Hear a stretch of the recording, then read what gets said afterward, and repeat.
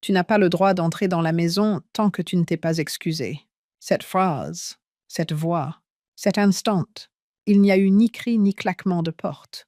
Tout était dit. Parliament, avec une finalité qui semblait déjà imprimée, pliée et remise entre mes mains. Je me tenais sur le perron de ce qui était censé être ma maison. 42 ans. Un mariage. 2 enfants et d'innombrables Thanksgivings plus tard. J'écoutais ma belle-fille prononcer ces mots sans ciller. Pas de voix élevée, pas d'émotion, juste une phrase qu'elle avait clairement répétée. Je me suis tournée vers mon fils, m'attendant à quelque chose. N'importe quoi. Un haussement d'épaule, une toux, une protestation, même un regard honteux. Mais Sam fixait le sol, comme si le grain du bois était soudain devenu fascinant. Il avait les bras croisés. Il ne disait rien. J'ai apporté les boîtes de photos, ai-je dit, celles qui étaient dans le grenier. Tu voulais les regarder. Tu as fouillé dans nos affaires. Maman a interrompu June sans demander la permission. Nos affaires. J'ai baissé les yeux vers les 2 vieilles boîtes sur le porche. L'ancien uniforme militaire de mon mari, les photos de Sam et Ellie bébé, les lettres de ma défunte mère, toutes rangées dans mon grenier, dans ma maison. Non, notre maison, je suppose. Depuis que Sam avait commencé à payer les taxes foncières il y a 10 ans, et que nous avions mis le titre de propriété au nom des deux pour des raisons juridiques. Je n'y avais pas prêté attention. Je venais d'enterrer Walter, et Sam avait dit que cela faciliterait les choses. Le genre de facilité qui ne semble pas être une trahison jusqu'à ce qu'il soit trop tard. Je ne fouillais pas, dis-je doucement. Je conservais cet uniforme. Walter l'avait gardé propre pendant 40 ans. J'ai pensé qu'Ellie le voudrait peut-être. June rit, un rire court. Sifflant, sarcastique. Ellie ne se souvient même pas de ton mari. Elle avait 6 ans quand il est mort. Et ne fais pas comme si tu étais la gardienne de l'histoire familiale, juste parce que tu accumules des boîtes poussiéreuses. Sam n'avait toujours pas levé les yeux. Je pris une des boîtes et la poussai doucement vers moi avec le bout de ma chaussure. Je vais y aller, dis-je. Mais je ne m'excuserai pas de me souvenir des gens qui m'ont aimé. June croisa les bras. Alors tu n'es pas la bienvenue ici tant que tu ne l'auras pas fait. C'était la fin de l'après-midi. La rue était calme, comme le sont les banlieues en ce milieu du mois d'août. Quand l'école n'a pas encore repris et que l'été semble déjà fatigué, je me suis baissée lentement, les genoux craquants comme le plancher, pour ramasser l'autre boîte. Sam n'a pas dit un mot, n'a pas bougé d'un pouille. En descendant du porche, j'aperçus la fenêtre du salon, là où Walter avait l'habitude de s'asseoir avec ses mots croisés et un bol de cacahuètes. Les rideaux avaient changé, les meubles aussi. Il ne restait plus rien de lui là-dedans. Je retournai à ma voiture, toujours garée dans la même allée où je me garais tous les jours depuis 40 ans. Toujours sous l'érable que nous avions planté quand Sam avait 10 ans. Je n'ai pas pleuré, ni en reculant, ni en passant devant la boîte aux lettres que je décorais à Noël, ni même en voyant les hortensias que Walter avait plantées pour moi fleurir à côté de la clôture, bleues comme toujours. Je n'ai pas pleuré, mais quelque chose en moi, quelque chose de dur et de patient, a changé.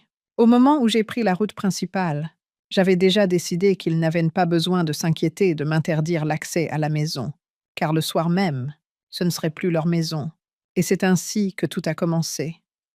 Non pas par une dispute ou une révélation dramatique, mais par une phrase prononcée sous le porche par quelqu'un qui pensait que la gentillesse était facultative après un certain âge.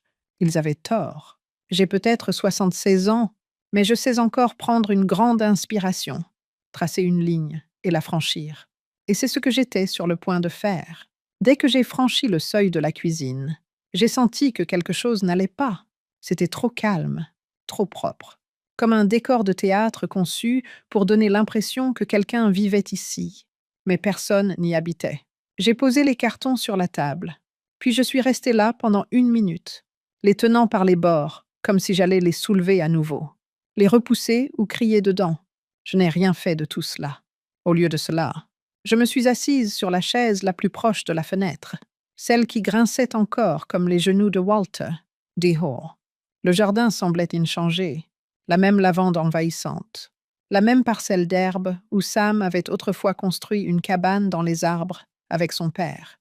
Aujourd'hui, l'arbre se dressait seul, dépouillé de ses branches, comme s'il avait survécu à sa raison d'être. Je plongeai la main dans le carton et en sortis une photo. Sam, âgé de 10 ans, souriant si largement qu'on aurait cru qu'il n'avait pas de place pour la tristesse. Il lui manquait une dent. Une chaussette était remontée. L'autre était tombée. En dos. J'avais écrit « Anniversaire de Sam ». Gâteau au chocolat. Jour de vent.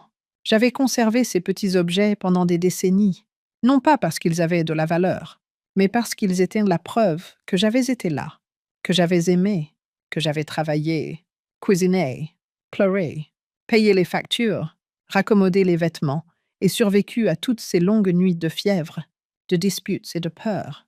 Et aujourd'hui, tout cela se résumait à une phrase. « Tu n'as pas le droit d'entrer dans la maison ».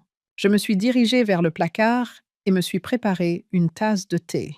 Par habitude, plus que par besoin. La bouilloire sifflait et je fixais la flamme, la regardant vaciller comme une question que je n'avais pas encore osé poser. Quand Walter est mort, ça a été soudain, un accident vasculaire cérébral. L'instant d'avant, il était à côté de moi, buvant sa soupe et lisant à haute voix un article ridicule dans le journal. Et l'instant d'après, il était affalé sur la table, sa cuillère cliquetant contre le bol. Je lui ai tenu la main pendant que l'ambulance arrivait. Je n'ai jamais oublié le froid qui s'est installé dans la pièce après son départ, comme si le chagrin lui-même avait changé l'air dans les mois qui ont suivi. J'étais une ombre. Les gens venaient, les gens partaient. Des places préparées apparaissaient et disparaissaient. Sam m'aidait à remplir les formulaires bancaires, les assurances, les impôts. Il était gentil à l'époque, attentionné, ou peut-être que j'avais juste besoin qu'il le soit. La maison est devenue plus calme, pas vide, juste plus vide, comme si les murs avaient cessé de respirer. J'ai recommencé à enseigner à temps partiel, à faire du bénévolat à la bibliothèque, à tricoter pour l'unité néonatale de soins intensifs de l'hôpital local. Je continuais d'avancer. Je ne savais pas quoi faire d'autre. Puis June est entrée en scène. Belle, compétente. Le genre de femme qui n'oublie jamais un anniversaire, mais qui oublie toujours d'écouter. Dès le début, elle m'a traité comme un inconvénient temporaire, un vestige d'une version antérieure de Sam qu'elle essayait d'effacer. J'ai essayé d'être gentille. Je restais à l'écart. Je ne faisais jamais de commentaires sur la décoration, même pas quand elle a repeint la fresque que Walter avait passé 3 week-ends à réaliser pour la chambre d'Ellie. J'ai tout ravalé parce que Sam avait l'air heureuse, parce qu'Ellie était petite, parce que je croyais qu'un jour, la gentillesse suffirait. Mais la gentillesse n'est pas un contrat. Elle ne vous donne rien par écrit. Et apparemment, elle ne vous permet même pas de franchir la porte d'entrée. J'ai rapporté mon thé sur la table et j'ai de nouveau fixé les cartons. Chaque objet qu'ils contenaient avait un poids, un coût. Je savais que je ne regardais pas simplement des souvenirs, je regardais des preuves. Tout ce que j'avais investi dans cette vie, dans cette maison, dans eux. Et ils voulaient des excuses. Pourquoi? Pour avoir gardé des souvenirs. Pour avoir refusé de disparaître sans faire de bruit. Un coup à la porte m'a tiré de mes pensées. Je me suis figée pendant 1 seconde. Puis je me suis levée. C'était Donna, ma voisine depuis près de 30 ans. Celle qui m'apportait encore des tomates en été et m'appelait Marty, comme si nous avions encore 25 ans. Je t'ai vu rentrer, m'a-t-elle dit en me tendant une petite boîte. Une tarte aux pêches. Je viens de la faire. Donna, dis-je d'une voix soudainement tremblante. Tu apparais toujours quand tout va mal. Elle sourit, mais son regard était perçant. Tu as l'air fatiguée. Je le suis. Tu veux en parler? Pas encore. Elle acquiesça. Bonne, mange d'abord. On parlera après. Je pris la tarte, la posai sur le comptoir et la regardai traverser la pelouse. J'avais un message d'Ellie sur le répondeur. Salut, grand-mère. Papa m'a dit que tu ne te sentais pas bien. Je voulais juste te dire que je t'aime. Appelle-moi si tu as besoin de quoi que ce soit. Je ne me sentais pas bien. J'ai ri. C'était un rire calme et amer. Ils étaient déjà en train de réécrire l'histoire. Dommage pour eux. C'est moi qui ai le stylo. Walter et moi avons acheté cette maison au printemps 1981. Elle coûtait plus cher que ce que nous pouvions nous permettre et était moins spacieuse que nous l'aurions souhaité. La plomberie sifflait. Le toit fuyaillait dans le coin sud-est et le porche s'affaissait comme s'il avait quelque chose à avouer. Mais c'était la nôtre. Nous avons signé les papiers avec des mains tremblantes et une peur étourdissante, celle que l'on ressent lorsqu'on fait quelque chose d'imprudent et de nécessaire. Comme deux idiots de cinéma, il m'a aidé à franchir la barrière. La vaisselle était encore dans les cartons. Walter s'est accroupi avec un marteau, essayant de clouer le linoléum qui se décollait dans les coins de la cuisine, tandis que je restais là avec un sac de courses rempli de soupe en conserve et une bouteille de vin bon de marché. En levant les yeux vers moi, il m'a dit « On va remettre cette maison en état. Marty, on va le remplir de nos vies. » Et c'est ce qu'on a fait. Dans l'un des cartons, j'ai trouvé un petit bloc-notes taché où était griffonnée cette phrase. Comme un homme prêt à vivre éternellement. Walter y notait ses listes de choses à faire. Vérifier que le robinet de la buanderie est bien fermé. Réparer la rampe du porche. Graisser la serrure du portail. Et en dessous, d'une écriture minuscule, presque honteuse, organiser le week-end d'anniversaire. Contacter un fleuriste local. J'ai posé le bloc-notes et j'ai jeté un coup d'œil au mur de la cuisine. Selon les critères des magazines, notre maison était moche, mais elle était toute à nous. Sam avait laissé tomber une poêle en fonte sur le carrelage à côté de la cuisinière, laissant une marque sur la surface. Walter avait trouvé les boutons asymétriques du garde-manger dans une brocante et trouvait qu'ils donnaient du caractère à la pièce. À 60s or 10, les rayons du soleil touchent doucement la table. Chaque année, on ne pouvait pas appeler cela des décorations. Elles servaient de preuve. J'étais là pendant un certain temps. C'était ma maison. Ils m'ont traité comme une invitée indésirable. Et maintenant, ils avaient l'intention de me chasser de ma propre vie. Sam s'était cassé le bras à l'âge de 9 ans, après être tombé de la balançoire du jardin. Ce soir-là, Walter était au travail. Alors je l'ai aidé à monter dans la voiture.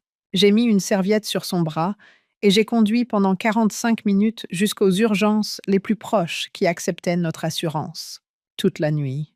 Je l'ai réconforté en lui lisant des blagues tirées d'un vieux magazine Highlights pendant qu'il sanglotait dans mon sweatshirt. Sam n'a aucun souvenir de cette nuit-là. Et il fait comme si c'était le cas. Il se souvient de moi comme d'une personne qui accumulait des cartons, portait des chaussures usées et était perplexe face aux iPhones. À un moment donné, je suis passé du statut de phare à celui d'obstacle. Avant, je pensais avoir fait preuve de prudence, pour lui laisser de l'espace. Je pensais avoir changé d'orbite. Je comprends maintenant que j'allais toujours être un fardeau parce que j'en faisais trop. Les documents relatifs à la copropriété, à la location en commun et à la notarisation étaient toujours rangés dans un tiroir de mon bureau. Leur but était de simplifier les choses. Sam s'était proposé pour nous aider avec les impôts après le décès de Walter, et j'étais trop épuisée pour protester. L'avocat m'avait assuré que rien ne changerait, que je conserverais tous les droits d'usage, et cela a été le cas pendant un certain temps. Puis, conformément à la proposition de Sam, les travaux de rénovation ont commencé. Il fallait moderniser la cuisine. La peinture était terne, mais il connaissait un bricoleur. J'ai payé la moitié, puis plus de la moitié, et finalement la totalité. Je me souviens très bien avoir pensé que s'il se sentait chez lui, ici, il viendrait plus souvent. Il est devenu évident qu'il ne cherchait pas à construire un pont. Il avait un alibi en préparation. L'année dernière, Sam a rejeté ma suggestion de vendre la propriété et d'emménager dans un endroit plus petit, où nous pourrions rencontrer d'autres femmes de mon âge, car il pensait que c'était trop dangereux et que cela représentait un trop grand changement. Il disait que cela compliquerait l'héritage. Il m'assurait que je ne risquais rien ici. Amusante et sûre, je n'avais jamais associé la sécurité à une prison avant cet instant. Une fois de plus, j'ai balayé la pièce du regard. Même si elle était un peu inégale et présentait des éraflures et des taches, la table avait accueilli de nombreuses parties de dominos. Je connaissais par cœur les craquements du parquet. Le poêle était capricieux et les rideaux étaient anciens. Il n'y avait aucune raison de garder cette maison. Il fallait s'en débarrasser. Je me levai, allai vers le tiroir et pris les documents nécessaires. Le titre de propriété, le sceau du notaire et la carte de visite de l'agent immobilier que Sam m'avait recommandé et que je n'avais jamais contacté. Je posai tout sur la table à côté du gâteau aux pêches non cuits. J'étais libre de le faire sans leur consentement. Tout ce dont j'avais besoin était à moi. Un homme du nom de Hal travaillait comme banquier. C'était un gentleman aux manières d'un homme âgé, mais qui avait l'air jeune. Il m'a salué comme si j'étais un invité de marque dès que je suis entré dans l'agence ce matin-là. Vêtu du manteau que j'avais porté à l'enterrement de Walter, j'aimerais apporter quelques modifications à l'acte de propriété de mon bien, lui ai-je dit. Il a hoché la tête après avoir cligné des yeux, puis a ajouté « Et je préférerais parler à quelqu'un qui connaît bien la législation sur la copropriété dans l'Oregon. Bien sûr. Allons dans la salle de réunion. » Ai-je répondu. J'avais préparé tous les documents nécessaires, y compris le titre original, les copies des déclarations fiscales des 5 dernières années, les lettres de la compagnie d'assurance et l'évaluation foncière mise à jour après l'installation du revêtement extérieur. Sam me donna autre chose, que je payais en totalité. Comme quelqu'un qui pèse chaque mot avant de le prononcer, Hal examina tout méticuleusement. Sam Ellis était mentionné comme copropriétaire, et il s'arrêta pour lire cette ligne. Il demanda « Y a-t-il eu un désaccord ?»« Non. Vraiment pas, » répondis-je en croisant les bras sur mes genoux. Juste pour être clair. Il a continué, tapant sur quelques touches de son ordinateur tout en ajustant ses lunettes et en gardant un ton neutre. Vous êtes copropriétaire de la maison. Cela signifie que vous pouvez disposer de votre part comme bon vous semble. Vous pouvez vendre votre part ou la propriété entière si l'autre partie est d'accord. Ou vous pouvez intenter une action en justice si elle refuse. Je me suis détendu. J'ai répété ma réponse et j'ai souri. Je ne veux pas me disputer avec vous, Hal. Mon seul objectif est de vendre la maison. Et votre fils. Sera-t-il d'accord? J'ai glissé un document sur la table. J'avais joint tous les relevés de mes remboursements hypothécaires effectués après le décès de Walter, ainsi que les documents relatifs aux prêts immobiliers que j'avais contractés pour financer les études de Sam. Hal a parcouru les documents et a trouvé un accord entre Sam et lui-même, stipulant que je pouvais rester dans la maison jusqu'à mon décès ou jusqu'à sa vente. Selon la première éventualité, cette clause est utile. Techniquement, si vous décidez de vendre, il ne peut pas vous en empêcher. Il peut s'opposer à l'évaluation, mais pas à la vente elle-même. Je lui ai donné mon accord. Alors je veux une évaluation complète dès que possible. Je paierai les frais pour que cela soit fait rapidement. Hal a pris quelques notes. Je peux vous recommander de bons experts. Mais pour être clair, vous avez l'intention de vendre la maison familiale. Je ne vends pas une maison, ai-je souligné. Au lieu de répondre, il a levé les yeux une fois de plus et a dit « Je vends le droit de m'effacer de ma propre vie. » Hal, lui ai-je fait remarquer, vous est-il déjà arrivé de traverser votre cuisine et de vous rendre compte que tous les tiroirs ont été réorganisés par quelqu'un d'autre? Ses yeux papillonnèrent. Avez-vous déjà eu l'impression d'être un invité à votre propre table? Lui ai-je demandé, mais il est resté silencieux. Cela n'était pas nécessaire. Une liste d'évaluateurs et un rendez-vous fixé pour vendredi. 2 jours plus tard. C'est tout ce que j'avais en poche lorsque j'ai quitté la banque. De l'autre côté de la rue, j'ai trouvé un café où je pouvais m'asseoir près de la fenêtre. Il faisait trop chaud pour boire le thé que j'avais commandé. J'ai observé les véhicules passer. Sam m'avait envoyé un SMS et mon téléphone a vibré pour m'en informer. Ellie veut passer ce week-end. Tu lui manques. Peux-tu éviter de rendre les choses gênantes? Aucun remords. Il n'y avait aucun doute sur mon état. S'il te plaît, laisse-moi jouer la carte de la décontraction. Je suis restée silencieuse. D'un autre côté, j'ai vérifié mes contacts et j'ai découvert que Marshall Graham, l'avocat que Walter et moi avions engagé pour rédiger notre testament initial, exerçait apparemment toujours. À la 2e sonnerie, la réceptionniste a répondu « Graham et Bell Law. Je m'appelle Martha Ellis. » Ai-je dit « Je souhaite modifier mon patrimoine et je voudrais m'assurer que le processus soit rapide et irréversible. » Elle prit un moment. « Irreversible, dit-il. »« Je ne suis pas intéressé par une seconde chance, » répondis-je. « Juste par un nouveau départ. Ce lundi-là, nous avons fixé un rendez-vous. De retour à la maison, assise dans la cuisine. J'ai examiné les boîtes, le journal et les photos. Ils ont insisté pour que je fasse amende honorable avant de pouvoir retourner dans la maison. Personne n'aurait jamais pensé que je finirais par la vendre. Sam est resté silencieux le lendemain. Il n'a même pas pris la peine de m'appeler ou de me contacter. Pas un mot. Il pensait probablement que j'allais me morfondre dans l'apitoiement sur moi-même pendant un certain temps, que je reviendrais avec des excuses après quelques jours passés à réfléchir à mes erreurs. Il n'était pas préparé à ma capacité à rester silencieux pendant de longues périodes, ni à la profondeur de mes propos lorsque je m'exprimais. Cependant, La maison n'a jamais été le sujet principal. Être ignoré pendant le dîner, être exclu des projets de vacances, se faire retirer la télécommande, comme si mes préférences avaient expiré l'année où mon permis de conduire a commencé à montrer des signes de vieillesse, faisaient tous partie d'un changement subtil, mais perceptible, et d'un effacement progressif.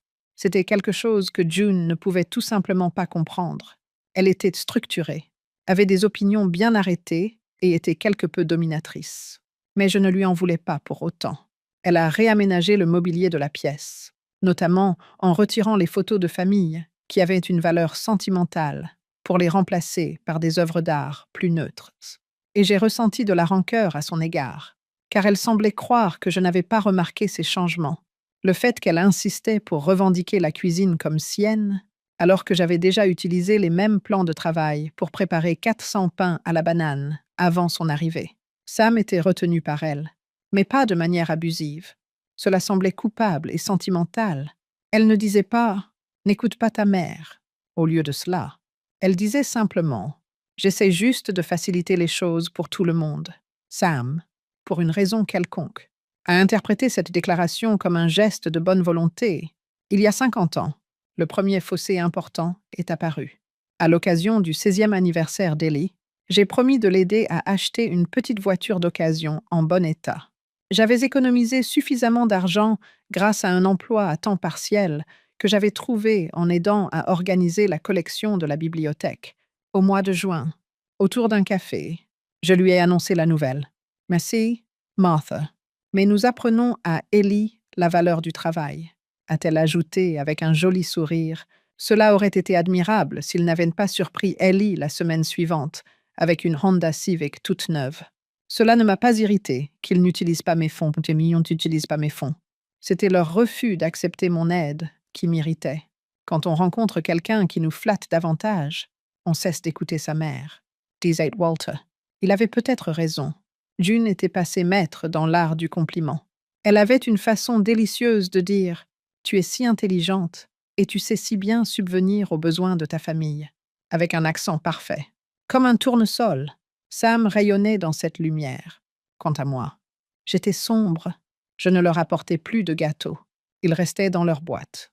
Après l'entrée d'Ellie au collège, j'ai retiré mon offre de babysitting. Ils ont trouvé quelqu'un de plus organisé. Quand les enfants ont été assez grands pour choisir leur propre cadeau d'anniversaire, j'ai arrêté de leur en acheter. Au fil du temps, mon rôle s'est réduit. Ma voix s'est faite moins audible et mon importance a diminué, jusqu'à ce qu'il ne reste plus qu'un mot. Excuse. Pourquoi avoir fait cela? Parce qu'ils étaient trop sentimentaux et incapables de se défaire de choses qu'ils auraient préféré oublier. Mais non, je leur suis reconnaissante. Les 2 femmes qui composaient l'équipe d'évaluation sont arrivées vendredi matin. Elles étaient ponctuelles, courtoisées et peut-être un peu trop guindées. Mais elles ont abordé la propriété avec respect plutôt qu'avec critique. Dans le couloir, l'une d'elles s'est attardée. Regardant le portrait de Walter en uniforme, elle a donc demandé « Votre mari ?» Elle a acquiescé en disant « Oui, décédé en 2009. » Il a les yeux doux. Cela faisait des semaines que personne ne m'avait dit quelque chose d'aimable. Le lundi, jour de mon rendez-vous avec mon avocat, elles m'ont assuré qu'elles auraient terminé leur travail, pris des notes et rédigé un rapport. Plus tard dans la soirée, j'ai préparé une tarte aux myrtilles, la préférée de Walter, rien que pour moi. Alors que l'odeur sucrée du sucre et du citron embaumait la maison comme un hymne, j'ai mangé une part encore chaude, pieds nus dans la cuisine. Du plus, cela faisait longtemps que je n'avais pas servi un plat unique. June n'a pas crié une seule fois. Quelle intelligence! Elle était polie et charmante. Mais ses mots étaient aussi tranchants que des lames. Elle ne disait jamais « Tu n'es pas la bienvenue ici », mais plutôt « Tu serais peut-être plus à l'aise chez toi ».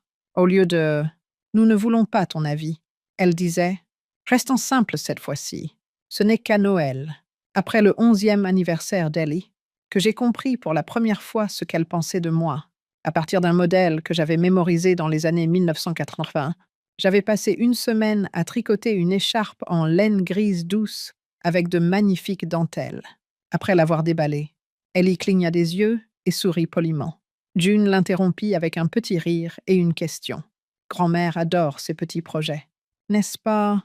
En un instant, le cadeau s'est transformé en un objet d'intérêt, un souvenir, un artefact charmant mais désormais désuet. À la fin de la journée, j'avais oublié qu'il était posé sur le dossier d'une chaise. Je ne tricoterai plus jamais pour elle. D'un autre côté, il y a eu de nombreux cas de petites remarques subtiles qui ont laissé des traces plutôt que des blessures. Une fois, elle m'a interrompu au milieu d'une phrase pendant que je lisais la lettre de Walter pour corriger ma grammaire. Une autre fois, elle a exprimé son désaccord en roulant des yeux parce que j'avais apporté ma propre tarte pour Thanksgiving, prétextant qu'Ellie pouvait être allergique au sucre. Des détails subtils, destinés à paraître aimables, mais qui visaient en réalité à me rabaisser de manière imperceptible. Sam, quant à lui, changeait de sujet ou gloussait nerveusement avant de dire quelque chose comme « Elle veut bien faire ». Cependant, j'ai réussi à diagnostiquer sa véritable motivation. Quand quelqu'un attend que vous ne soyez plus nécessaire, vous le sentez. Je me suis dit que c'était juste une question de génération, qu'elle n'était pas méchante, qu'elle était juste différente et qu'elle ne pouvait pas comprendre le poids de gérer un foyer pendant 4 décennies. Cependant, cette justification a finalement été réfutée lorsque l'oubli lui-même est devenu un problème. Cela s'est transformé en effacement. Quand ils avaient besoin d'un endroit confortable pour lire, ils sortaient un vieux fauteuil de mon bureau, qui se trouvait autrefois dans leur salon. Ce n'était pas un beau fauteuil, mais il faisait l'affaire. Pendant mes voyages, je m'y asseyais tranquillement pour regarder Sam et Ellie discuter de l'université ou rire devant une émission que je ne connaissais pas. Un jour, à mon retour, il avait disparu. Lorsque j'ai demandé ce qu'il était devenu, June m'a répondu en souriant qu'il ne s'accordait plus avec le nouveau style de la maison. Elle m'a invité à m'asseoir sur un tabouret de bar sans dossier, devant le comptoir où elle se tenait debout. Au bout de 5 minutes, j'ai prétexté la fatigue et je suis parti plus tôt. Ils ont évité de me demander pourquoi. C'est comme ça. Au lieu de disputes, vous aurez des remplacements. Votre chaise, votre casserole, vos traditions, votre espace. Subtilement remplacés un par un. Si vous finissez par vous exprimer et dire des choses comme « ça me fait mal »,« oh, je ne me sens pas le bienvenu », ils feront comme si c'était vous qui aviez changé. J'ai réagi de manière excessive. Ont-ils déclaré « j'avais mal compris ». Ont-ils dit « toutes mes illusions se sont effondrées lorsque j'ai rendu les boîtes contenant les photos qu'ils trouvaient trop encombrantes et que j'ai découvert que je ne pouvais plus entrer dans la propriété pour laquelle j'avais payé. » Mais il y avait plus que cela. L'histoire elle-même avait été déracinée, non pas de la terre, mais d'elle-même. Mon rôle de matriarche avait changé. J'étais une nuisance dont ils ne pouvaient se débarrasser poliment. Le silence et les suggestions étaient leur tentative pour m'affamer. Après avoir échoué, ils m'ont alors demandé de m'excuser comme condition. Je suppose qu'ils anticipaient ma peur de perdre le peu de biens que je possédais. Cependant, ils ont commis une erreur. Je n'ai jamais craint d'être expulsé de leur maison. Ma plus grande crainte était d'être effacé de ma propre histoire. De plus, cette crainte s'était estompée. Je me suis réveillé à 4h43 du matin sans être réveillé par une alarme ou un bruit. C'était plutôt le genre de réveil qui survient lorsque votre subconscient a déjà pris une décision pendant que vous dormiez. L'air était silencieux et calme, comme juste avant l'aube, et la maison était plongée dans l'obscurité totale. Le silence semblait plus dense que d'habitude, comme s'il pressentait un changement imminent. Assis sur le bord du lit, les pieds fermement ancrés au sol, j'ai attendu un long moment que mes mains se calment. Même si elles ne l'ont jamais fait, je suis resté sur place. J'ai renoncé à faire du café et je n'ai même pas allumé la radio. Sans me presser, je me dirigeais vers la porte arrière, traversai le proche et tendis l'oreille. Il n'y avait pas le moindre souffle d'air pour faire vibrer les carillons éoliens des voisins. Au bout de la rue, un chien aboya docilement. Dans les dernières minutes, avant d'être rendus inefficaces par l'aube, les lampadaires clignotèrent. Walter m'avait dit un jour, « Il y a une différence entre abandonner et décider que c'est fini. » Ces mots m'étaient restés gravés dans la mémoire. Il m'avait dit cela après avoir quitté un emploi qui l'épuisait depuis 20 ans. Jusqu'alors, je n'avais pas compris le sens de ces paroles. Maintenant, je comprenais. Je n'abandonnerais pas ma famille. Je venais de passer une audition pour un rôle auquel il n'avait aucune intention de m'engager. À 9h du matin, L'agent immobilier a appelé. Elle était d'âge moyen, souriante et confiante, sans excès. Et je l'avais découverte sur Internet, la veille au soir. Elle s'appelait Caroline Price. Elle m'a demandé quand elle pouvait visiter la propriété et, à midi, elle se tenait dans mon salon avec un bloc-notes. Après que je lui ai expliqué que je cherchais quelqu'un qui ne reculerait pas devant les difficultés. C'est un bel espace, a-t-elle déclaré en passant d'une pièce à l'autre, comme si elle était une femme qui avait vu des milliers de cuisines et pouvait instantanément discerner celles qui renfermaient des souvenirs et celles qui n'étaient que de simples plans de repas. La structure est solide. Le revêtement extérieur est neuf. Je vois. Je l'ai payé en espèces l'année dernière, ai-je répondu. Et elle a acquiescé, j'allais dire, aussi grave qu'un cancer. Quand quelqu'un a répondu « Vous êtes sérieux pour vendre ?» Au lieu de me questionner, elle m'a lancé un regard pensif. « Vous voudrez faire une pré-inspection. J'ai quelqu'un. On peut prendre des photos la semaine prochaine. Je vais d'abord mettre l'annonce discrètement, pour tester le marché. À moins que vous ne vouliez faire une journée portes ouvertes tout de suite. Pas des inconnus qui veulent fouiller dans mes affaires, mais des clients qui en font la demande express. » A-t-elle ajouté avec un sourire en coin. D'accord. Alors que nous examinions les documents, je me suis rendu compte que je fixais le salon. Rien de tape à l'œil, ni de bien rangé. Simplement les vestiges d'une vie passée là. Une vie que j'avais prévu de terminer ici jusqu'à il y a environ une semaine. Cependant, mon refus de bouger n'était pas dû à de l'entêtement. Je ne restais pas par fierté. Il était temps de me rendre utile, de faire une différence. Mais je pensais simplement avoir plus de temps pour le faire. Les questions de titre, les dettes et les désaccords familiaux sont quelques-unes des limites dont Caroline voulait être informée. En ce qui concerne la copropriété, Sam est la clause qui me permettait de vendre. Je lui ai communiqué tous les détails pertinents. Lorsque j'ai mentionné son nom, son stylo s'est arrêté un instant. « Est-il au courant que vous mettez la maison en vente ?» a-t-elle demandé à voix basse. « Pas encore. » Sans dire un mot. Elle a noté ses coordonnées et les a glissées sur la table. « Dès qu'il le saura, » a-t-elle dit. Et cette nuit-là, j'ai commencé à faire mes cartons. Pas tous, mais un par un. C'était ce que j'appelais mes affaires. J'y avais rangé la montre de Walter. Une photo de nous prise lors de notre première année de mariage. Ses yeux étaient naïfs, les miens déterminés. Un recueil de poèmes que je n'avais jamais partagé et la clé d'une maison dont j'étais prête à me séparer.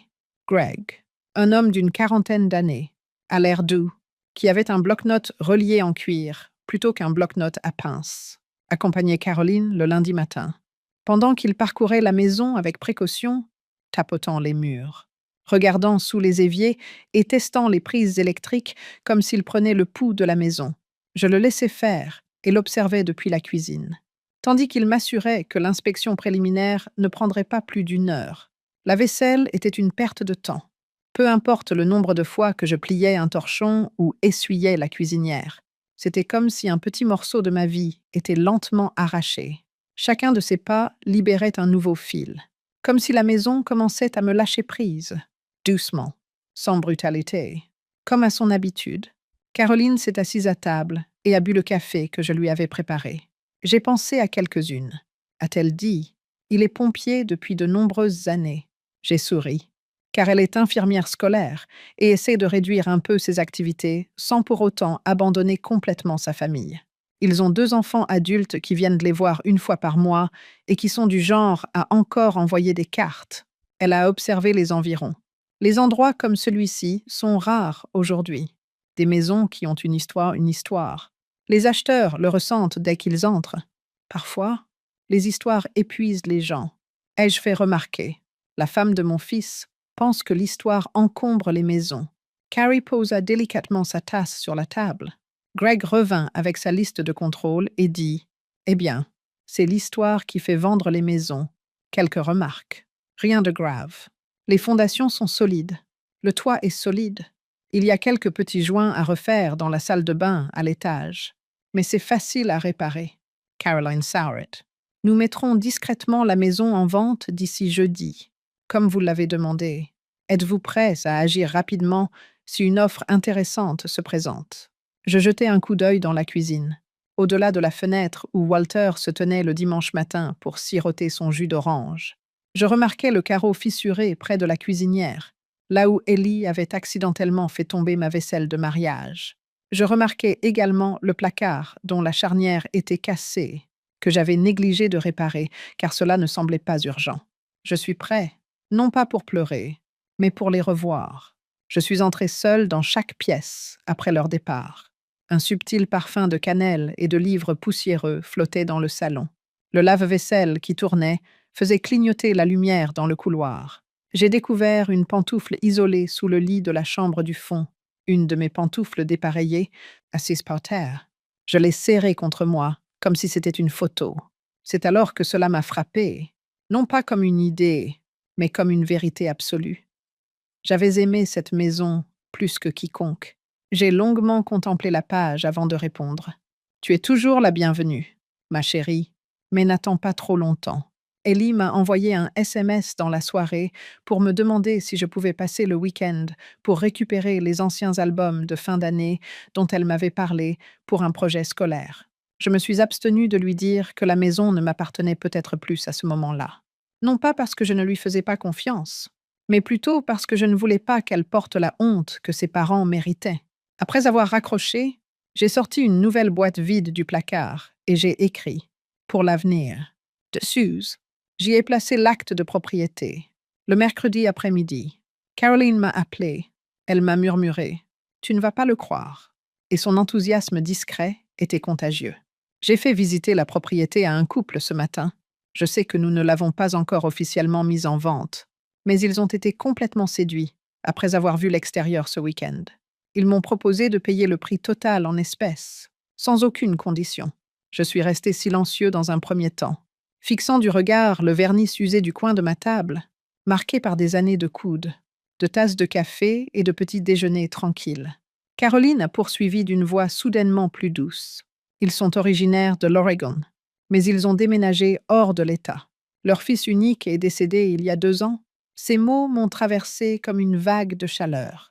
Ils décrivaient leur recherche d'un endroit qui semblait authentique, c'est-à-dire ni neuf ni artificiel, mais plutôt habité. Quand aimeraient-ils conclure la vente? Ai-je demandé. Quand je leur ai demandé quand cela serait possible, ils ont répondu à la fin du mois. Cela me laissait environ 2 semaines et demie. Juste avant de dire oui, je me suis rendu compte qu'elle ne pouvait pas me voir et j'ai hoché la tête. Allons-y. Elle m'a envoyé les documents le lendemain pour que je les examine. Après être resté assis à la table de la cuisine pendant plus d'1 heure sans ouvrir l'enveloppe en papier craft, j'ai finalement coupé celle-ci avec le même couteau que Walter avait utilisé pour tailler les tiges de rose. Ma signature allait sceller 42 ans, avec seulement 2 traits de stylo sur le document d'achat, qui était soigné, sans ambiguïté et fort, enseignante. J'ai attesté. Je me suis retenu de verser une larme. Je me suis rendu dans le placard de l'entrée et j'ai récupéré la boîte marquée « Choses qui m'appartiennent ». J'y ai ajouté 3 objets supplémentaires. Une liste de courses écrite à la main par Walter. Une serviette en tissu tachée d'une tache indélébile datant de notre dernier dîner en famille avant le départ d'Ellie pour l'université. Et la clé de l'abri de jardin qu'il avait construit lui-même. J'ai ensuite déballé un nouveau conteneur. Là, il marquait « Ne viens pas avec moi » et y ai placé les objets suivants. La tenture murale, vase, ris, aimé, que June avait insisté pour me donner, le tablier que Sam avait acheté dans un grand magasin dont l'étiquette était encore accrochée, et une bougie dont je déteste l'odeur, mais que je m'efforce de faire semblant d'aimer parce qu'Ellie l'avait choisie. Ce soir-là, j'ai préparé une soupe simple et réconfortante. Je ne me suis pas soucié de faire plus à manger ni de savoir qui pourrait passer. Seule avec mon maudit livre, je me suis assise à table et j'ai allumé une bougie, pas celle qu'on m'avait donnée. J'étais en train de dîner quand la sonnette a retenti, en voyant Ellie debout devant la porte, la capuche de son sweat sur la tête, les cheveux en chignon et le visage fatigué mais compatissant. J'ai failli ignorer les coups. « Salut, grand-mère » m'a-t-elle salué. Je sais que j'aurais dû appeler. Je n'avais envie de parler à personne d'autre que toi. Je m'écartai pour la laisser entrer discrètement. Les albums de fin d'année, demandai-je. Son visage s'illumina d'un large sourire. Ça et tout le reste. Nous restâmes assises à table pendant encore 1 heure ou 2. Elle me posa des questions sur Walter, la maison et la boîte à recettes perdue depuis longtemps qu'elle avait fouillée quand elle était enfant. Cela ne me dérangeait pas. Je l'écoutais. Finalement, elle jeta un coup d'œil autour d'elle et dit « Est-ce étrange que je me sente plus à l'aise ici qu'avec eux ?» Je tendis la main par-dessus la table pour saisir la sienne. « Non, ma chérie, » répondis-je. « Ce n'est pas bizarre du tout. » Elle ne fit aucun effort pour s'enquérir de l'endroit où se trouvaient les œuvres d'art perdues. Peut-être n'était-ce pas un secret pour elle. Personne n'avait pu empêcher le déménagement. À mon avis, cela aurait pu. J'avais l'impression que les murs seraient plus épais, les tiroirs plus résistants, et que chaque objet me dirait « Ne pars pas », chaque fois que je le toucherais. Mais non, tout s'est déroulé sans encombre, comme si la maison elle-même sentait que le moment était venu. C'est dans l'armoire à linge que j'ai commencé mes recherches. Il y avait des serviettes anciennes, défraîchies mais confortables, et de la literie usée. J'ai gardé 3 parures et donné les autres, bête, même si vous l'aviez fait. Des oreillers assortis n'auraient impressionné personne. Une théière ébréchée que Walter m'avait offerte pour notre 10e anniversaire rendait la cuisine plus rituelle qu'un lieu de travail. Dans un tiroir rempli de récipients en plastique vide, je gardais le plat à gratin que j'utilisais chaque Noël. On ne pouvait pas les qualifier de simples ustensiles de cuisine. Je m'appuyais sur eux comme sur un échafaudage pour donner à ma vie un aspect conventionnel. Même si ce n'était pas le cas, agenouillée sur le sol de la cuisine, serrant dans ma main une tasse à café qui portait la subtile empreinte du pouce de Walter sur la glaçure. Je me suis autorisée à pleurer un instant. Chaque matin, il utilisait cette tasse, de peur de l'effacer. Je ne l'avais jamais lavée à fond. J'ai engagé des déménageurs, une petite entreprise locale composée de 2 hommes d'une trentaine d'années, et je l'ai soigneusement enveloppée dans une serviette avant de la placer dans la boîte. Mattens, avant que je ne leur demande, l'un d'eux m'a appelé « Madame », alors qu'ils portaient un corset dorsal. Leur rapidité, leur attention et leur gentillesse étaient louables. Mais ils ont ignoré ma demande de retirer la pile de carton portant la mention « à stocker ». J'avais un fauteuil à bascule, un petit bureau et un fauteuil de lecture que j'aimais beaucoup. Ils ont donc chargé ces objets et laissé les autres pour une collecte caritative. Je n'avais pas encore officiellement informé Sam. Il n'avait pas donné signe de vie depuis le message concernant la visite d'Ellie. Il pensait peut-être qu'il valait mieux rester silencieux. Il pensait probablement que j'allais laisser tomber, dire que c'était juste une blessure émotionnelle et reprendre ma place dans la famille. Ce n'était pas parce que j'étais partie, mais parce que j'avais cessé de réclamer une place que la dynamique familiale avait changé. Le nouvel endroit était plus modeste. Un petit cottage à louer à la périphérie de la ville, comprenant une chambre, un porche simple et un jardin rempli de romarins. Dès que je suis entrée, j'ai senti l'odeur du cèdre et des livres anciens. Je l'ai tout de suite adoré. Personne n'était mort là-bas.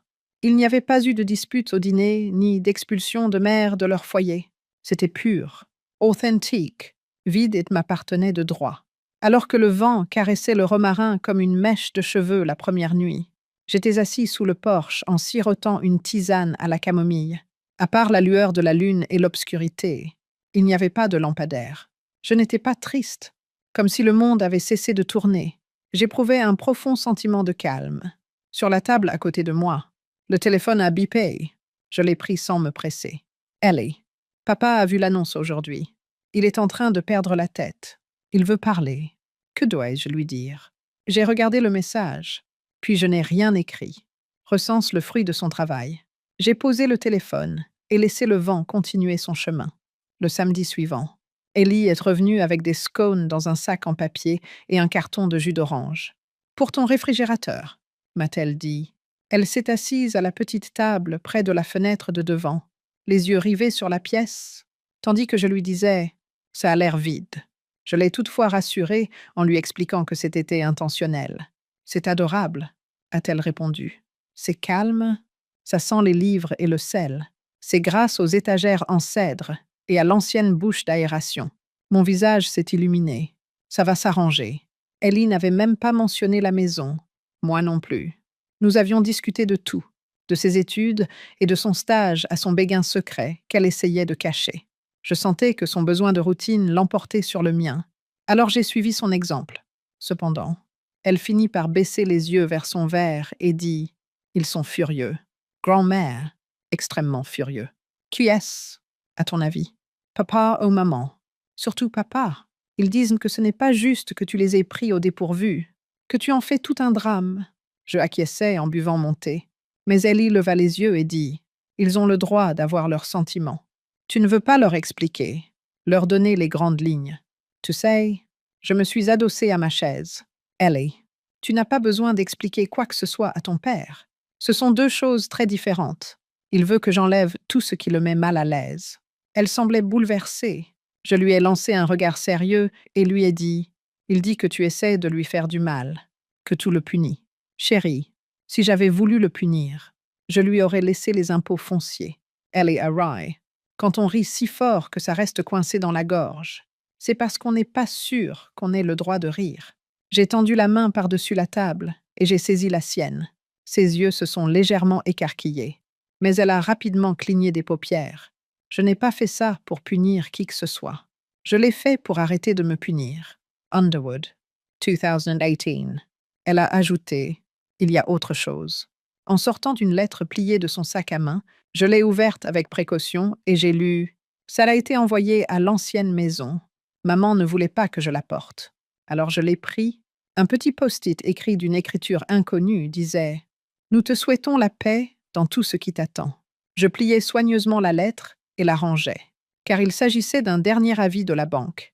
Le document comprenait un formulaire de vérification pour le transfert des fonds, un relevé de la transaction et la confirmation de la vente. Ellie demande doucement « Tu leur diras où va l'argent. » Plus tard, dans l'après-midi, nous nous promenâmes dans le jardin luxuriant, parfumé et plein de vie derrière la maison. Non, sauf s'ils me le demandent. Et s'ils le font, je leur dirai ce qui leur appartient. Rien de plus. Ellie prit quelques brins de romarin dans son sac et les attacha avec un ruban. « Pour ta nouvelle cuisine, » dit-elle avec désinvolture. Je l'ai placé dans un bocal en verre près de la fenêtre, à côté du moule à tarte et de l'ancien minuteur que Walter remontait. Plus tard dans la journée, je contactai la banque. J'ai informé le directeur. Je voudrais créer un fonds fiduciaire pour ma petite fille, avec les conditions suivantes. Montant total, intérêts à long terme et protégés. Il m'a alors demandé si je souhaitais ajouter d'autres conditions. Une seule, ai-je répondu honnêtement. Le premier message est arrivé à 8h17 et disait « Elle n'aura jamais à demander la permission à qui que ce soit pour l'utiliser. » J'ai reçu un appel et Sam m'a dit « Maman, j'ai vu l'annonce. Il faut qu'on parle. » J'ai laissé sonner sans répondre. « Salut, maman. Écoute, je ne sais pas ce qui se passe. Tu ne peux pas vendre la maison comme ça. C'était de la maison familiale. Ma maison. » Il avait laissé un message à 9h. À midi. Les messages sont devenus plus directs. « Tu es irrationnel. Ce n'est pas toi. Qu'est-ce que tu essayes de prouver? » Et le plus révélateur. « Tu m'as vraiment déçu. Il était clair que tu n'en avais même pas discuté avec moi. » J'ai exigé qu'il me rappelle, une tasse de thé tiède à la main. Je me suis assise sur mon petit porche et j'ai relu cette phrase. Non pas par colère ou par chagrin, mais simplement pour y voir plus clair. En gros, il essayait de dire « Tu n'es pas resté dans la case que nous t'avons construite. Tu en es sorti sans permission. » J'ai choisi de ne pas répondre. À la tombée de la nuit, June chantait en chœur. Nous comprenons ta douleur. Mais des décisions comme celle-ci affectent tout le monde, a-t-elle écrit dans une déclaration unique et structurée. Comme s'il s'agissait d'une plainte officielle, j'ai honnêtement éclaté de rire. Non par amertume ou cruauté, mais parce que vous auriez pu nous inclure dans le processus et qu'au lieu de cela, vous avez semé le chaos dans la dynamique familiale et semé la confusion dans l'esprit d'Ellie. Nous attendions mieux de vous. Pendant longtemps, la structure familiale dont il parlait n'était qu'une voie à sens unique. Comme un pont où le péage ne s'appliquait que dans mon sens, il ne s'était jamais intéressé à mes besoins, à mes émotions ou à mon bonheur. Il pensait que le fait d'être présent signifiait l'approbation et que le silence traduisait la satisfaction. Non, je n'étais pas une statue sans vie dans ce portrait de famille. Quelqu'un m'a dit un jour que j'étais une personne. Je m'étais comportée comme telle. Pour la première fois. Comme vous, j'ai ignoré l'avertissement de June. Mon téléphone a sonné à nouveau plus tard dans la nuit, alors que le vent se renforçait à l'extérieur et que les fenêtres du cottage grinçaient doucement dans leur cadre. Je m'appelle Ellie. J'ai répondu à l'appel. Ils sont au courant de la confiance, murmura-t-elle. J'avais les yeux fermés. Comment? Papa a piqué une crise après le transfert de titres. Il a commencé à vérifier ses alertes bancaires, espérant probablement qu'il s'agissait d'une erreur. Il a vu le mouvement, a appelé la banque. Le directeur ne lui a pas dit grand-chose, mais il en a appris assez. Je restais silencieuse. Ils sont furieux. Je veux dire, je ne les ai jamais vus comme ça. Ils t'ont dit quelque chose directement. Non, elle s'interrompit. Mais ils me traitent comme une étrangère. Maman est froide. Papa n'arrête pas de dire des choses comme « C'est ce qui arrive quand on trahit la confiance ». Je poussai un soupir.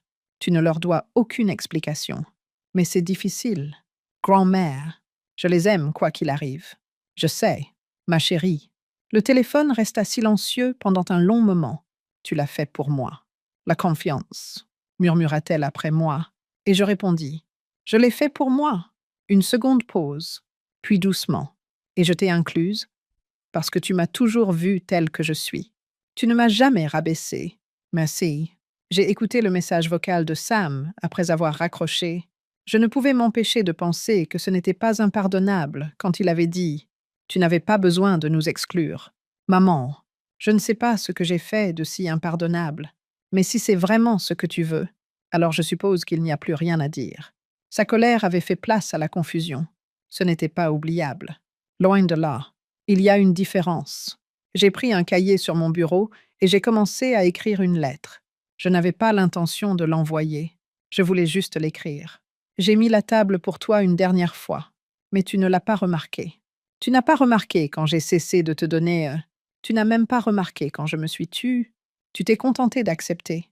Cher Sam, et je dis avec beaucoup d'affection. L'amour n'est pas une dette à rembourser. Sam, le respect.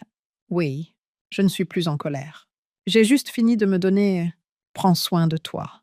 Maman, tu n'as pas fait une seule chose cruelle. Tu en as fait des centaines. Et à chaque fois, je t'ai pardonné en silence. Cela ne signifie pas que tu ne me devais rien. J'ai glissé la lettre dans une enveloppe. Je l'ai pliée et rangée dans un tiroir. Toutes les vérités ne peuvent pas être envoyées par la poste. Tu peux enfin t'en libérer, car elles n'étaient destinées qu'à être écrites. Une légère secousse et le faible bruit du train annonçaient son départ de la gare, peu après le lever du soleil. Il n'y eut ni adieu bruyant, ni départ solennel. Ellie m'avait donné un thermos de thé à la camomille avec un peu de miel, et je m'assis près de la fenêtre, les mains posées dessus. Ce matin-là, elle m'avait dit « Grand-mère, où vas-tu » Elle m'avait serré fort dans ses bras, avait mis le thé dans mon sac et ajouté « Envoie-moi une carte postale ». Le cottage n'était pas permanent, mais j'avais mentionné que j'allais dans le sud, car je ne voulais pas m'expliquer. La ville n'était pas différente. Je m'en suis rendu compte tout de suite. Je ne m'étais pas enfuie pour commencer un nouveau chapitre quelque part où je resterais. J'avais juste besoin d'espace pour respirer. Loin de tous ces souvenirs qui encombraient chaque étagère. C'est pourquoi je n'avais emporté qu'un bagage à main, un sac à main et un journal intime pour mon voyage. Seules les possessions qui m'appartenaient avant que quelqu'un d'autre ne s'en empare. Pas de photos, pas de couverts assortis, rien. De légers cliquetis s'échappèrent du train.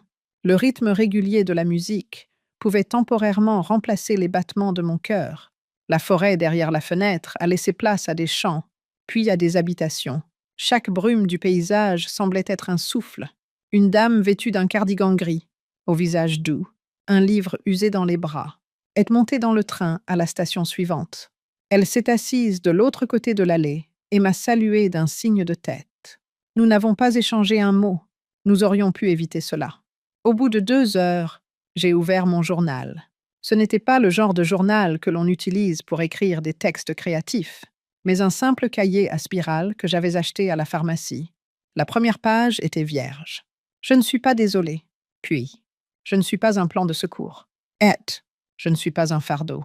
Pendant trop longtemps, j'avais réprimé mes pensées, enfoui mes corrections et ravalé mes sentiments comme s'il s'agissait d'un médicament amer destinée à maintenir l'harmonie. J'avais essayé de me faire toute petite pour que les autres ne se sentent pas à l'étroit. Cependant, le silence n'est pas synonyme de tranquillité. La vérité est le fondement de tout. Le fait est que j'avais été là pour eux à chaque anniversaire, chaque maladie, chaque changement d'emploi, chaque porte claquée et chaque dîner oublié. Le moment était venu pour moi d'être présente. Je suis soudainement devenue invisible. Ce n'était pas une punition, mais une réalité. Ils allaient désormais devoir composer avec mon absence. Je suis descendue du train sans hésiter lorsqu'il est arrivé dans une ville balnéaire endormie, à moitié recouverte de cottages et de brouillard. Au lieu d'une réservation, je n'avais qu'une note manuscrite avec mon nom, écrite par une dame de l'église qui m'avait assuré « Vous aimerez cet endroit. C'est calme et personne ne pose de questions. » Et elle avait raison. L'auberge était une ferme rénovée avec des couettes épaisses et des escaliers branlants. J'ai payé en espèces pour 3 nuits. Chambre numéro 4. Vue sur l'océan. La réceptionniste m'a remis la clé sans me demander mon âge, la taille de ma main ou pourquoi je voyageais si léger. Dans mes chaussures peu pratiques. J'ai flâné sur la plage ce soir-là, sentant les vagues lécher mes chevilles. Personne ne me demandait rien. Personne ne voulait savoir comment j'allais ni ce que je comptais faire. J'ai inspiré profondément, comme si mes poumons s'étaient soudainement souvenus comment faire. Et le ciel m'a semblé immense. Partir, ce n'est pas disparaître. J'ai écrit cette dernière phrase dans mon journal après être retournée dans ma chambre, où je me suis assise près de la fenêtre. Après tout, je n'avais pas vraiment disparu. Mais je ne pouvais plus me contenter d'attendre qu'on me laisse revenir. La ville balnéaire était ma destination pour une longue période. Nous avons fini par rester 12 jours au lieu des 3 prévus initialement, grâce à la réduction hors saison, au petit pain chaud offert le matin et à une seule demande concernant un compagnon pour le dîner. La propriétaire de l'auberge s'est montrée accommodante et aimable. Elle a cessé de me poser des questions après que j'ai refusé. Je me promenais le matin, assis sous le porche avec mon livre. Je relisais les mêmes chapitres plusieurs fois par jour. Le soir, je courais mes pensées, mais sans les adresser à personne. Les noms ont toujours été utiles. Je décrivais l'odeur de la chemise en flanelle usée de Walter, la courbe de la mâchoire de Sam lorsqu'il riait sans raison, et les mains d'Ellie, si semblables aux miennes, mais plus jeunes et plus agiles. La première fois où je me suis sentie ignorée, et la dernière fois où j'ai essayé de cacher ma douleur étaient toutes deux décrites en détail dans mes écrits. Ensuite, j'ai décrit en détail mes sentiments pour la maison et comment ils s'étaient estompés lorsqu'elle avait cessé de me rendre mon affection. En raison de notre conditionnement culturel qui nous pousse à considérer les lieux physiques comme des dépositaires de souvenirs précieux, c'était la chose la plus difficile à reconnaître. Non, ils ne le sont pas. Empelise, couverts de poussière et souvent hors de portée. C'est ainsi qu'ils les conservent. Vous pouvez commencer à vous interroger sur la signification de ces souvenirs. Si les autres personnes de votre vie ne semblent plus intéressées par les boîtes qui les contiennent. Des pièces qui avaient oublié mon nom m'avaient retenu bien trop longtemps. Je n'avais plus besoin d'une pièce. Laissez-moi de l'espace. Un matin, j'ai envoyé une petite enveloppe à Ellie à la poste. Le colis contenait une clé d'un coffre-fort sécurisé ainsi qu'un message manuscrit qui disait « Pour le jour où tu auras besoin de recommencer, non pas parce que tu as échoué, mais parce que tu as refusé de rester là où personne ne te voyait. » Le texte ne contenait aucune mention légale ni aucune explication. Elle finirait par trouver les documents nécessaires.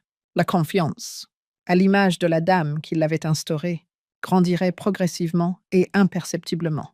Assise au comptoir à côté d'une infirmière à la retraite qui parlait de puzzle et de son chat têtu, j'ai acheté une part de tarte aux pommes pour moi cet après-midi-là, dans le café, près de la jetée. Elle ne m'a pas demandé d'où je venais. Elle était indifférente. Nous avons dîné en silence, comme si aucune de nous n'avait plus rien à prouver. Et elle m'a donné le sachet de sucre sans me demander. Plastard. En marchant le long du rivage rocailleux, je me suis souvenu des paroles de Walter lors d'une longue dispute avec Sam, la seule dispute qui l'ait jamais poussé à quitter la pièce. « Il a ton côté têtu », avait murmuré Walter. « La seule différence, c'est que toi, tu sais quand il faut arrêter de te soucier de ce que pensent les autres. » Quand je l'avais entendu, j'avais pris cela pour une insulte déguisée en compliment. Une prédiction, réalisai-je à ce moment-là. Mon téléphone ne sonna qu'une seule fois cette semaine-là, et l'appel provenait d'un numéro inconnu. Non, répondis-je. Je ne savais pas quoi dire. Qu'il reste perplexe, qu'il profite du calme et de la tranquillité. Je n'avais jamais parlé aussi clairement que par mon absence, et je savais, sans exagération ni preuve, que June et Sam n'auraient jamais le courage de poser la seule question qui importait vraiment. Pourquoi as-tu cessé d'attendre que nous comprenions, puisqu'ils connaissaient déjà la solution? Mes parents et mes frères et sœurs ne croyaient tout simplement pas que je ferais vraiment quelque chose. Pourtant, je l'avais fait, pas de manière brutale, pas à voix haute, mais complètement. Il n'était pas nécessaire qu'ils reconnaissent mon cœur, reconnaissent mon angoisse. Il était inutile de me proposer de rejoindre le groupe plus tard. Je voulais être sûre que tout ce que je retirerais de cette expérience serait mon nom, un sac et mon propre récit. De plus, j'avais atteint mon objectif. Ce soir-là, je me tenais au bord de l'eau et j'ai crié « Merci », pas à quelqu'un en particulier, mais au vent et à moi-même, pour avoir persévéré. Le jeudi, la maison a été vendue. Funds reçus. Transaction conclue. Les nouveaux propriétaires emménagent lundi. Caroline m'a envoyé un SMS pour confirmer. Et il n'y a pas eu de champagne, ni de fête. Juste une tranquillité froide dans ma poitrine. Comme lorsque l'on expire enfin après avoir retenu son souffle pendant longtemps. Je n'ai pas ressenti de sentiment de victoire. Je sentais que nous étions en phase. Cet après-midi-là, je suis allée me promener sur la petite colline derrière l'auberge. On ne voyait presque rien. Au milieu des arbres tordus par le vent, des broussailles et des mouettes tournoyant paresseusement au-dessus de ma tête. Il y avait un banc perché au-dessus du paysage, face à la mer. Un nom méconnaissable et une année illisible y étaient gravés, assise immobile, sans réfléchir ni me remémorer quoi que ce soit. Je suis restée là un long moment. Le ciel était vaste et nuageux, d'un gris uniforme qui restait silencieux. Comme promis, il y avait une obscurité totale. Aucune chance de pluie, et juste assez de silence pour entendre sa propre respiration. Je me suis rendu compte que c'était là l'essence même de la paix. L'absence de conflit et la possibilité de recommencer à zéro. À la maison, j'ai fini de déballer mes dernières affaires. J'ai étendu la couette que la mère de Walter avait confectionnée au pied de mon lit. J'ai accroché mon peignoir à l'arrière de la porte et j'ai rangé les épices que j'utilisais encore, de la cannelle, du thym et un peu de romarin provenant du bouquet d'Élie, dans un petit arrangement soigné. J'ai allumé une bougie, non pas comme un rituel, mais comme un signal, une façon de dire « Ceci est à moi, cet espace, cet air, cette version de ma vie ». Assise à table avec ma tasse de thé, j'ai enfin répondu à leurs lettres. Non pas à June, ni à Sam, mais à Ellie. Ma chérie, la maison n'est plus là, mais je suis toujours là. C'est ce que je veux que tu retiennes. Nous ne sommes pas définis par les espaces dans lesquels nous sommes autorisés à entrer. Nous sommes façonnés par les espaces dans lesquels nous refusons de nous enfermer. Il viendra un moment où tu seras seul, où tes histoires seront ignorées, et où le silence sera pris pour un accord. Quand ce moment viendra, je veux que tu saches qu'il est normal de partir, de construire de nouvelles barrières, d'ouvrir de nouvelles portes, d'aller là où l'air ne s'excuse pas. Je serai toujours fière de toi. Grand-mère, non pas parce que tu es gentille, mais parce que tu es éveillée et que tu sais quand abandonner la gentillesse et embrasser ta liberté. L'argent est à toi, mais la liberté est plus importante. Utilise-le avec sagesse, audace et joie.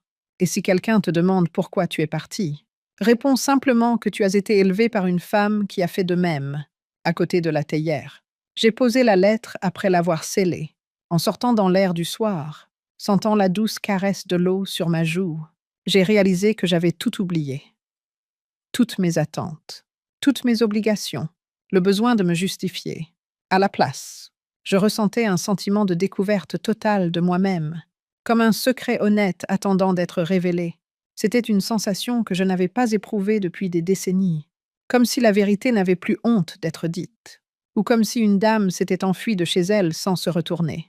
Si cette histoire vous a ému, ou si vous avez déjà ressenti un sentiment d'insignifiance dans un endroit que vous considériez auparavant comme votre foyer, pensez à partager votre expérience. Faites passer le message. Postez un commentaire. Quelque part, le silence doit cesser. C'est à vous de le briser.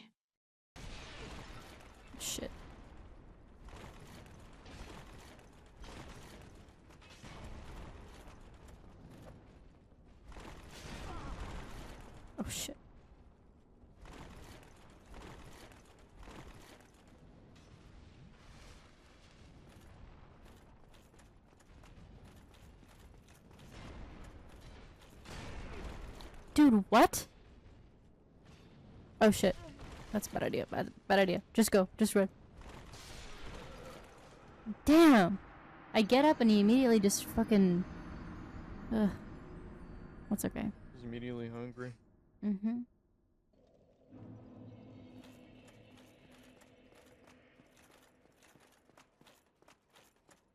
You okay over there? Oh. My character seems to enjoy moaning.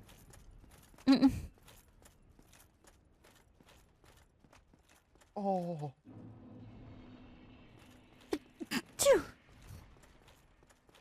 Bless you.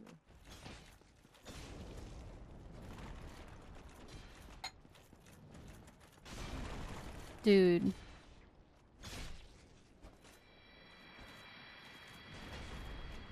Yeah. Yeah.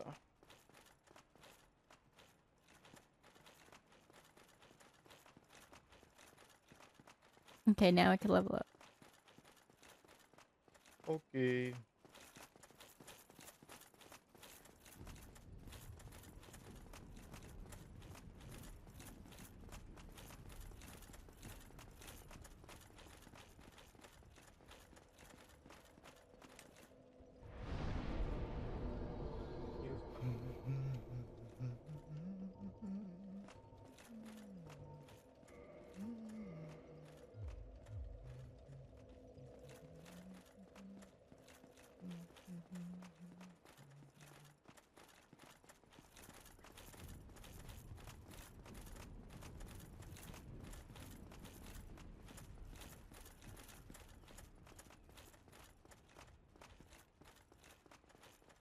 Hey there, big fella. I need to get by you.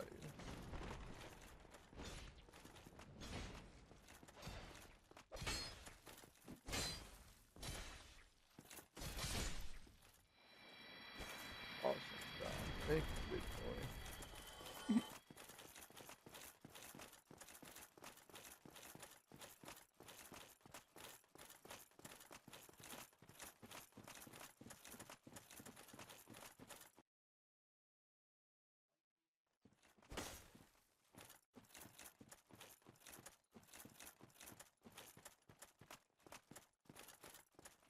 Ooh, this is pretty. Rider.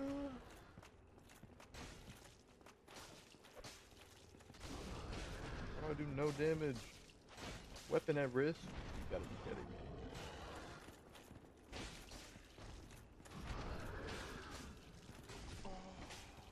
What the hell? Why is your character always moan like that? Oh. The hell? I don't know why he moans like that. He's just that kind of guy. Why am I'm fat Not rolling 'cause of this? Are you Nightbear. serious? Nightbear, what happened to your... What happened to your account? Oh shit. Oh shit. Oh shit. Oh my god. Let me live. Let me live. Dude, I just got it! Okay. That was kind of unfair.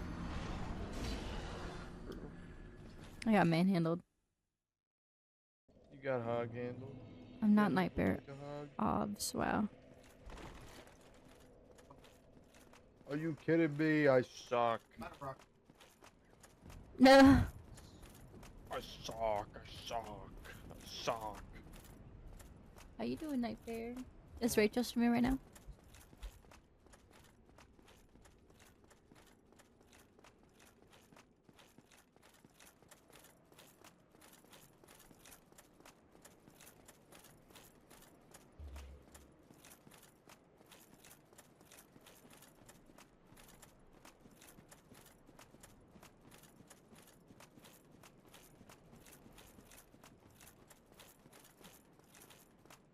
One of the greats. What do you mean? One of the goods.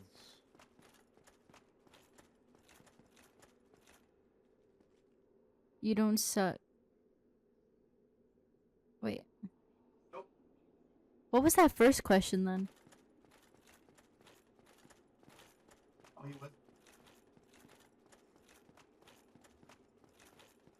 Do I what?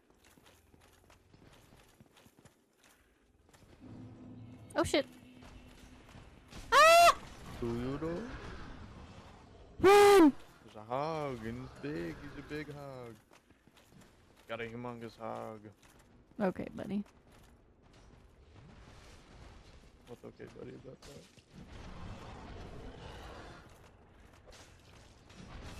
Oh, dude, this guy is. I can't even get up. I can't even get up. I can't even get up. He's on top of you. He wants some. Okay, buddy. He said you got this. I was asking if you were sure. Wow. As. Dude.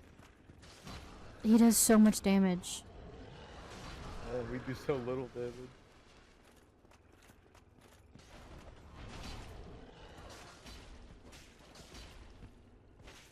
I got it. I got it. I got it. I got it. Why does your character moan like that? I don't understand. He's just cracked, bro. He just loves it. He It does sounds a lot of like- the game, really. You know, like the fish? You know the fish that moans? That's what it sounds like. Yeah. He's almost dead. I just gotta lock in for this last bit right here. Awesome. We got his ass. Oh yeah.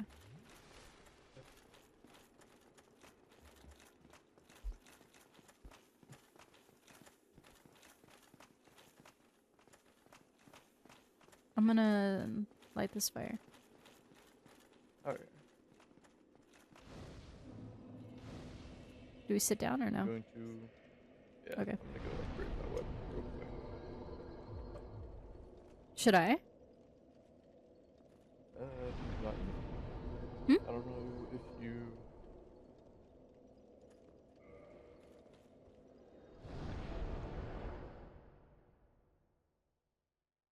Oh.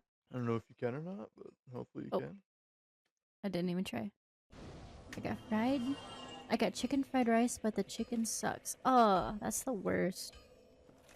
Is the fried rice at least That's portion good? dumb. We can't warp back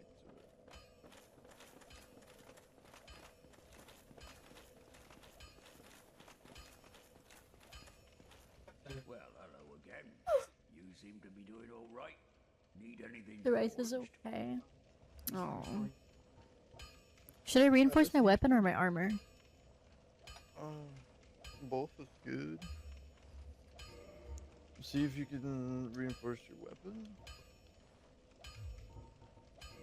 I cannot. Alright, then reinforce your armor.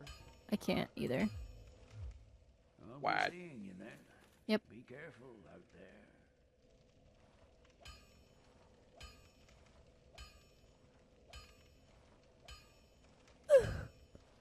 Tired.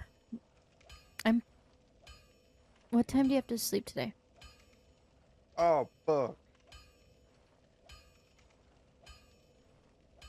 Me? Yeah. Yeah. I don't have to. Not anytime soon, I don't think. What if I convinced you with okay, wait, I shouldn't have paused there. I meant like with like No Man's Sky. What if I convinced? no, you know what I mean. What if I convinced you to play some No Man's Sky with me? Hmm? I don't have it downloaded, so that wouldn't be tonight. Oh. No being sus. But Not I trying to. apologize. Okay, what if I got you the game and then we ended up playing at some Oh, point? You do not get the new game. I will get the game. No, I will literally buy you the game. I know you will, and I'm telling you not to. How'd you do that? How'd I do what? You like ate something and then you like exploded. Oh, I used one of the great souls that we found.